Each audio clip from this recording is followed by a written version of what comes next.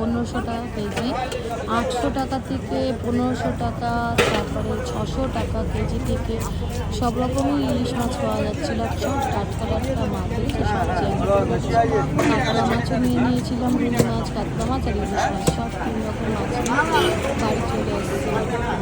আর দেখেছো কত ভাড়া, সব লোক মাছ কিনতে এসছে। আর ওদিকে দেখো বড় বড় ভেটকি, অনেক ধরনের মাছ, পাবদা, পমফ্রেট, অনেক মাছ।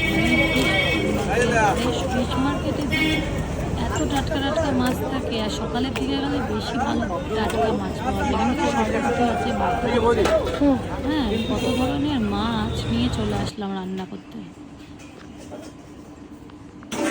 বাহ, দারুণ গন্ধ বেরোচ্ছে তো। দেখো কি রান্না আজকে, স্পেশাল বর্ষাকালের ইলিশ, একদম কাঁচা মাছ। দেখেছো কি সুন্দর সেন্ট বেরোচ্ছে, অ্যারোমাটা এত সুন্দর, মানে না বলে বোঝানো যাবে না, এত সুন্দর সেন্ট। ইলিশ মাছটা একদম ফাটাফাটি। এটা কি রান্না করছো? ইলিশ এটা মাছের হচ্ছে ভাপা? ভাপা হচ্ছে, সর্ষে পোস্ত, দই, চারমগজ এই সব দিয়ে ভাপা হচ্ছে। এখন এই যে স্টিমে বসিয়েছি, হয়ে এসছে, আর একটু বসাতে লাগছে। দেখে নাও ভালো করে, ক্লোজ থেকে দেখাও সবাইকে।